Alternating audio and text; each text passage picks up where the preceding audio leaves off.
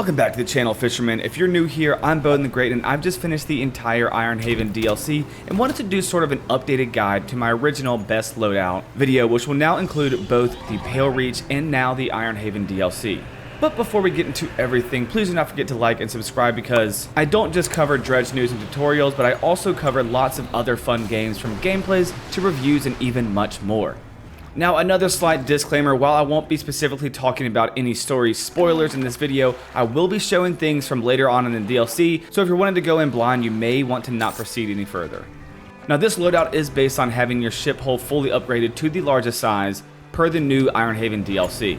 Now, starting at the bow of the ship, which for you land lovers is the front, which is where all your lights will be, I recommend using the Flame of the Skylight with 2 cloudy lenses. This setup will give you the brightest possible setup, but it won't have as far of a range compared to if you were to use the tungsten floodlight or the incandescent array. Regardless, I don't recommend using the tungsten or the incandescent unless you have a slower reaction speed and maybe find yourself constantly crashing into rocks while sailing around. Now, I won't cover in this video how to actually get the Flame of the Sky, but I will link in the comments below a specific video I made showing where and how to unlock it. But I will just say you get it in the Devil's Spine during a side quest. Now let's move on to the port side of the boat, aka the left side. Fun fact: an easy way to remember port versus starboard is port, P-O-R-T, has 4 letters, and left, L-E-F-T, has 4 letters, which means starboard has to be the right side. The left side is where you'll have any nets, which, while I've seen some players not using nets, I just find having a net so much better than not, just because of all the fish you can passively catch that will not rot, which is why I run the Radiant Trawl Net, which honestly, in my opinion, is one of the best pieces of equipment in the entire game. The Radiant Trawl Net can be acquired in the Pale Reach DLC by completing the Under the Ice pursuit, which will have you going around talking to the poor dudes trapped in the ice shards and freeing them. This net takes up only a 2x2 square, can catch 18 fish per day, has a 7x7 grade capacity, which technically is lower than the 2x3 size nets, but still pretty solid, and on top of that gives you a 5% aberration bonus chance, which is clutch. And on top of all of that, can catch ice, coastal, oceanic, and shallow water fish, which means even more variety and better quality of fish caught. Now, below that, I like to run the Encrusted Talisman, which gives you a massive 300% faster fishing speed boost, and most importantly, an increased 3% aberration bonus chance. The video I mentioned previously that I'll link below will also cover how and where to get this one, which will also be taking you to the Devil's Spine. The next spot is sort of optional, as I run the sinew spindle since it fits very neatly in that 2 spaces that we have left and gives a plus 1.5% aberration bonus, which is always nice. But if you have the Sign of Ruin and want to put it there in its place for the 5% aberration bonus plus a module of your choosing, feel free to do that as well. And don't you worry, we'll talk about modules closer to the end of the video, because there is a lot to talk about. Now let's hop on over to the starboard side, which, as I just taught you, is the right side, which is where all or most of your rods will be. Now, the thing that bummed me out the most about the DLC is that it did not add an infused variation of the versatile rod, which can catch both mangrove and volcanic, so we have to pick and choose what we use now. Regardless of mangrove and volcanic though, we need a way to catch oceanic, abyssal, and hadal fish, which is why I go with the infused hoist first and foremost. Next, I like to use the infused Colden rods, which gives us access to mangrove and coastal fish, and then the infused fireproof rod, which gives you access to volcanic and shallow fish. This gives us realistically access to every type of fishing except for ice fishing.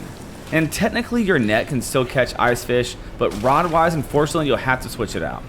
Aside from solely playing the DLC, I don't find myself venturing into the Pale Reach as much as the other locations, even when I was trying to 100% the game.